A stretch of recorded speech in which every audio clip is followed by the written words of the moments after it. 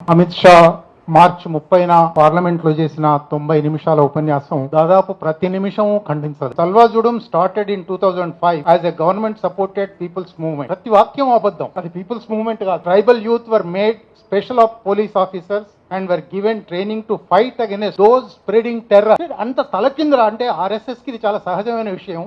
వాళ్ళు ప్రపంచం వాళ్ళకి తలకిందులు కనపడు. తల్వాజుడం వాజ్ స్టార్టెడ్ బై శ్రీ కర్మ who was later killed by the naxalite. On 5th July 2011, Nandini Sundar and others filed a petition in the Supreme Court. The Supreme Court under Justice Sudarshan Reddy ruled that this fight by the state against Naxalites was illegal and immediately ordered the surrender of their weapons. ఇది పచ్చి అబద్ధం. సుదర్శన్ రెడ్డి గారి తీర్పు English లో ఎక్కడైనా దొరుకుతుంది మీకు? తెలుగులో మాడబూడి శ్రీధర్ గారు అనువాదం చేశారు, మలుపు బుక్స్ వేసింది. అది చదివితే మీకు దాంట్లో నక్సలైట్ల సపోర్ట్ కాదు కదా, నక్సలైట్ల మీద వ్యతిరేకమైన పేరాలు, నక్సలైట్లను విమర్శించే పేరాలు 3-4 ఉన్నాయి. ఆయన కేవలం రాజ్యాంగబద్ధంగా, కేవలం చట్టబద్ధంగా ప్రభుత్వానికి ఏ అధికారం ఉంది, ఏ అధికారం లేదు అని మాత్రమే మాట్లాడారు. ప్రభుత్వానికి స్పెషల్ పోలీస్ ఆఫీసర్ల పేరుతో చదువు లేని నిరక్షర కుక్షలను తీసుకొచ్చి వాళ్ళ చేతికి తుపాకీ ఇచ్చి శిక్షణ కూడా లేకుండా ఏర్పాటు చేయడం, ఒక హంతక ముఠాను ఏర్పాటు చేయడం తప్పు. ఇది రాజ్యాంగబద్ధం కాదు అని ఆ తీర్పు. దాన్ని ఆయన పూర్తిగా మార్చేసి rule that this fight by the state against Naxalites was illegal. ఆయన ఆ మాట అనలేదు. పైగా ఇటువంటి సమాజ వ్యతిరేక శక్తులు, ఆయన ఆ మాట కూడా వాడారు, సంఘ వ్యతిరేక శక్తుల మీద చర్య తీసుకోవడానికి ప్రభుత్వానికి అధికారం ఉంది అనే మాట కూడా రాశారు. కానీ ప్రభుత్వ అధికారానికి పరిమితులు ఏమిటి, ప్రభుత్వ అధికారం ఎట్లా జరగాలి అని దాంట్లోకి పోయారు ఆయన. కనుక ఆ జడ్జిమెంట్ను అంత పూర్తిగా తలకిందులుగా వ్యాఖ్యానించి as a result their weapons were taken back. ఇది పచ్చి అబద్ధం. ఇది దేశ హోంమంత్రిగా ఆయనకు తెలుసు. సల్వాజుడంలో ఉన్న వాళ్ళందరినీ డిస్ట్రిక్ట్ రిజర్వ్ గార్డ్ అని పేరు మార్చి అట్లాగే ఉంచారు. వాళ్ళ తుపాకులు వాళ్ళ దగ్గరే ఉన్నాయి. వాళ్ళు ఆ తర్వాత 10 సంవత్సరాలు 16 సంవత్సరాలు భయంకరమైన హింసాకాండ కొనసాగిస్తున్నారు. కనుక తుపాకులు తీసుకున్నారు అనేది కూడా ఎంత పచ్చి అబద్ధం అంటే, ఒక పార్లమెంటు ముందర శ్రీనివాసరెడ్డి గారు అన్నారు పార్లమెంటరీ ప్రివిలేజెస్ అని. పార్లమెంటరీ ప్రివిలేజ్ అంటే అబద్ధం చెప్పడమా? పార్లమెంట్ ప్రివిలేజ్ అంటే ఒక అర్ధసత్యం చెప్పడమా, అతిశయోక్తి చెప్పడమా? Weapons were taken back and the Naxalites selectively killed people associated with Salwa Judum. ఇది ఒక్కటి కొంచెం నిజం. ఎందుకంటే సల్వాజుడం నాయకత్వం వహించిన కర్మతో సహా వాళ్ళు ఒక మందు పాత్ర పెట్టి పేల్చారు. And the same justice Sudarshan Reddy later became the opposition's candidate for the post of vice president. Those who respect the country's law and order would never make Sudarshan Reddy their candidate. ఇది ఇండియా బ్లాక్ లో ఉన్న ప్రతి party ఖండించవలసిన, జవాబు చెప్పవలసిన, తీవ్రంగా వ్యతిరేకించవలసిన అంశం. ఇది పార్టీల మీద ఒక విసురుతున్నాడు, సుదర్శన్ రెడ్డి మీద మాత్రమే కాదు. If a person while acting as a judge uses his personal ideology, wears constitutional robes, converts his ideology into an order and delivers a judgment that leads to the death of thousands of innocent tribals, then we strongly condemn this judgment. ఇది judgement మీద మాత్రమే కాదు, నిజానికి ఆ judgement ఒక సుదర్శన్ రెడ్డి గారు రాయలేదు, justice SS Nijjar కూడా ఉన్నారు, ఇద్దరు కలిసి రాశారు. నిజ్జర్ గారు మరణించారు. కానీ ఒక జడ్జి రాసిన తీర్పును సుప్రీంకోర్టు తీర్పు అంటారు తప్ప ఆ జడ్జి తీర్పు అన్నారు. ఆ జడ్జి పేరు పెట్టడానికి వీల్లేదు, దాన్ని ఐడియాలజికల్ అనడానికి వీల్లేదు. అంటే ఏ రకంగా చూసినా మిగిలిన అంశాల్లోకి నేను పోవడం లేదు. నేషనల్ అడ్వైజరీ కౌన్సిల్ గురించి కూడా మాట్లాడాడు. కాంగ్రెస్ ఒక ఎక్స్ట్రా కాన్స్టిట్యూషనల్ ఫోర్స్ తయారు చేసింది. ఆ ఎక్స్ట్రా కాన్స్టిట్యూషనల్ ఫోర్స్ లో అందరూ నక్సలైట్లే ఉన్నారు. జీన్ డ్రీజ్ నక్సలైట్, అరుణ రాయ్ నక్సలైట్. మీరు అది ఒకసారి చూస్తే సోనియా గాంధీ దానికి చైర్పర్సన్. సోనియా గాంధీ దగ్గర నుంచి 12 మంది 13 మంది ఉన్నారు. ప్రతి ఒక్కళ్ళు అర్బన్ నక్సలైట్లని ఆయన అంటున్నాడు. ఇవి శ్రీనివాసరెడ్డి గారు పార్లమెంటరీ ప్రివిలేజెస్ అన్నారు. కానీ మీరు అసెంబ్లీ ప్రొసీడింగ్స్ ఎప్పుడన్నా చూస్తే చాలా సాధారణంగా స్పీకర్లు సభలో లేని వ్యక్తి గురించి మాట్లాడకూడదు అంటారు. సభలో లేని వ్యక్తి గురించి ఇన్ని అబద్ధాలు, ఇంత దుర్మార్గం. కాబట్టి తప్పకుండా సభ ప్రివిలేజెస్ అనేవి ఏమీ లేవు, తప్పకుండా ఖండించే అవకాశం ఉంది. సభలో లేని వ్యక్తి మీద ఒక ఆరోపణ వేసినప్పుడు, ఒక బట్టగాల్చి మీద వేసినప్పుడు ఆ వ్యక్తికి జవాబు చెప్పుకునే అవకాశం ఉంటుంది. మాటల్లో ఐడియాలజికల్ జడ్జిమెంట్స్ ఉండకూడదు అన్నాడు కదా. నిజానికి జడ్జిమెంట్లు ఎవరినైనా తప్పకుండా విమర్శించవచ్చు. ఎట్లా ఖండించాలి? వాటికి మోటివ్స్ వెతకడం కాదు.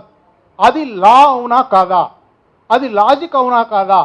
లాకు లాజిక్కు లోబడి ఉంటే దాన్ని సమర్థించవచ్చు, లాకు లాజిక్కు లోబడి ఉండకపోతే దాన్ని ఖండించవచ్చు. నిజానికి ఆయన చెప్తున్న లాంటి ఐడియాలజికల్ జడ్జిమెంట్స్ బేలా త్రివేది ఎన్నో ఇచ్చింది, ఎంఆర్ షా ఎన్నో ఇచ్చాడు, రంజన్ గొగోయ్ ఎన్నో ఇచ్చాడు. అవేవి ఐడియాలజికల్ అనిపించలేదు ఆయనకు, వాటి గురించి మాట్లాడాడు. అవన్నిటిని సమర్థించిన హోంమంత్రి అన్నిటికన్నా మించి చట్టానికి రాజ్యాంగానికి మాత్రమే లోబడి ఇవ్వవలసిన తీర్పు మహాఘనత వహించిన జస్టిస్ చంద్రచూడ్ గారు నాకు రాముడు కలలో వచ్చి జడ్జిమెంట్ రాయించాడు, నేను రాయలేదు అన్నాడు. ఆ రామ్ లల్లా నిజానికి ఒక పార్టీ వచ్చి చెప్పితే, ఒకవేళ పార్టీ నిజంగా వచ్చి చెప్పినప్పటికీ, కలలో వచ్చి చెప్పినప్పటికీ ఒక పార్టీ చెప్పిన జడ్జిమెంట్ ఎట్లా రాశావు? లా లేదు, లాజిక్ లేదు, అట్లా సుప్రీంకోర్టు నడుస్తూ ఉన్నది. కనుక అటువంటి తీవ్రమైన విషయాలు మాట్లాడవలసిన సందర్భంలో అమిత్ షా గారు ఐడియాలజికల్ జడ్జిమెంట్స్ వస్తున్నాయి అనడం మనకు నిజంగా సంతోషం, తప్పకుండా ఇది చేయవలసిందే. కానీ నాకు రోల్ ఆఫ్ జ్యుడిషియరీ అనే మాట ఇవాళ నిషిద్ధ మాట అయిపోయింది. ఎన్సీఆర్టీ టెక్స్ట్ బుక్లో role of judiciary in society అని ఒక పాఠం ఉంది. ఒకసారి ఆ పాఠం చూడండి మీరు, 7-8 పేజీల పాఠం. 7-8 పేజీల్లో అనేక విషయాలు ఉన్నాయి. ఒక్క పేర కరప్షన్ ఇన్ జ్యుడిషియరీ. ఆ కరప్షన్ ఇన్ జ్యుడిషియరీ కూడా చంద్రచూడ్ గారు ఎక్కడో చేసిన ఉపన్యాసం కోట్ చేశారు, అంతకన్నా వాళ్ళు రాయలేదు. మొత్తం పుస్తకాన్నే బ్యాన్ చేసి ఎక్కడ పుస్తకం ఉండడానికి వీల్లేదని. ఇది సుప్రీంకోర్టు ఇంత దుర్మార్గంగా రోల్ ఆఫ్ జ్యుడిషియరీ ఉన్నది, దాన్ని వాళ్ళ చర్చించవలసి ఉంది. కనుక అసలు ఎన్సీఆర్టీ బుక్ ఒకటే కాదు, తుషార్ మెహతా వీరంగం ఆడుతున్నాడు సుప్రీంకోర్టు. తుషార్ మెహతా ఎవరు? Court officer, attorney general.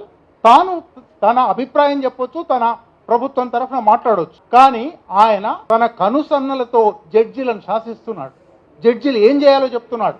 ఆ తుషార్ మెహతా నిన్న పబ్లిక్గా కాన్స్టిట్యూషనల్ మొరాలిటీ అనేది ఏం లేదు, అది ఉత్తి భ్రమ అని అంటే సుప్రీంకోర్టు సైలెంట్గా ఉన్నది. ఇంత అంటే సుప్రీంకోర్టు చేవ చచ్చిపోయి ఉన్నది. ఇది మనం ఆలోచించవలసిన విషయం. ఒక సుదర్శన్ రెడ్డి గారిని అన్నాడా? కాదు. ఈ దేశంలో సుప్రీంకోర్టు లేదా జ్యుడిషియరీ తన బాధ్యతను విస్మరిస్తూ ఉన్నది, అధికార వర్గపు జేబులోకి పోతూ ఉన్నది. ఇది దేశం ఆలోచించవలసిన, సమాజం ఆలోచించవలసిన సమస్య. ఏం చేద్దాం? తప్పనిసరిగా సమాజమే చేయాలి. జ్యుడిషియరీ ఆ పని చేయడానికి సిద్ధంగా లేదు. నిజానికి జ్యుడిషియరీ మాట్లాడాలి. జ్యుడిషియరీ మీద దాడి ఇది. జ్యుడిషియరీ సుప్రీంకోర్టు జడ్జిలు కానీ, లేదా రిటైర్డ్ సుప్రీంకోర్టు జడ్జిలు కానీ, లేదా హైకోర్టు జడ్జిలు కానీ జ్యుడిషియరీ మీద ఇంత మాట అంటావా అని తప్పనిసరిగా అమిత్ షాకు వ్యతిరేకంగా ఒక ఖండన ప్రకటన, ఒక సంతకాల ప్రకటన, ఒక ఖండన తప్పనిసరి చేయవలసి. సమాజం తరఫున తప్పనిసరిగా శ్రీనివాసరెడ్డి గారి మాటతో నేను విభేదిస్తున్నాను. పార్లమెంటరీ ప్రివిలేజ్ ఉన్నప్పటికీ కంటెంప్ట్ ఆఫ్ కోర్ట్ వేయాలి. ఒక సుప్రీంకోర్టు జడ్జిను విమర్శించడం, అది కూడా సకారణంగా కాకుండా మోటివ్స్ ఆపాదించడం కంటెంప్ట్ ఆఫ్ కోర్ట్ అవుతుంది. మోటివ్స్ ఆపాదించాడు ఆయన. దీనివల్లనే నక్సలైట్లు పెరిగారు, దీనివల్లనే సల్వాజుడు వాళ్ళు చచ్చిపోయారు అని అన్నాడు. కాబట్టి కంటెంప్ట్ ఆఫ్ కోర్ట్ దేశవ్యాప్తంగా ఎక్కడ వీలైతే అక్కడ కంటెంప్ట్ ఆఫ్ కోర్టులు వేయాలి. సుప్రీంకోర్టు జడ్జిలు, హైకోర్టు జడ్జిలు, బార్, దేశవ్యాప్తంగా బార్ మాట్లాడాలి. ఎందుకంటే ఇది జ్యుడిషియరీకి సంబంధించిన విషయం. అట్లాగే ఇండియా బ్లాక్లోని ప్రతి ఒక్క పార్టీ కూడా, కాంగ్రెస్తో సహా, India bloc vice presidential candidate గురించి ఇంత అవమానకరంగా మాట్లాడాడు. కాబట్టి ప్రతి ఒక్క పార్టీ ఖండించాలి. ప్రతి ఒక్క పార్టీ ఇంపీచ్మెంట్ మోషన్ దాకా పోవాలి. అమిత్ షా ఇంత అబద్ధం చెప్పాడు. పార్లమెంటరీ ప్రివిలేజెస్ అని ఏదైతున్నారో అబద్ధం చెప్పడం, పార్లమెంట్ ప్రివిలేజెస్ను ఉల్లంఘించడం. కనుక ఆయనకు ప్రివిలేజ్ ఉందా లేదా కాదు, సభ్యులందరి ప్రివిలేజ్ను, దేశం ప్రివిలేజ్ను ఆయన కొల్లగొట్టాడు, ఆయన ఉల్లంఘించాడు అని కోర్టుకు పోవలసినది. నేషనల్ అడ్వైజరీ కౌన్సిల్లో కొందరు సభ్యులైతే చనిపోయారు, కానీ బతికున్న సభ్యులు ఉన్నారు. వాళ్ళందరూ కూడా ఆయన ఈ మాట అన్నందుకు ఖండించాలి. సమాజంలో హెచ్ఆర్ఎఫ్ ఒక చాలా ఆహ్వానించదగిన మాట చెప్పింది. జిల్లాలలోనూ, బార్లలోనూ, బెంచ్తోనూ ఈ విషయం మాట్లాడాలి. దేశవ్యాప్తంగా దీని మీద చర్చ జరగాలి. ఇక్కడ సుదర్శన్ రెడ్డి గారి పట్ల మనకు ఉండే ఆత్మీయత వల్ల, బంధం వల్ల ఇక్కడ పెట్టాం కావచ్చు, కానీ దేశమంతా ఖండించవలసిన, దేశమంతా స్పందించవలసిన విషయం ఇది.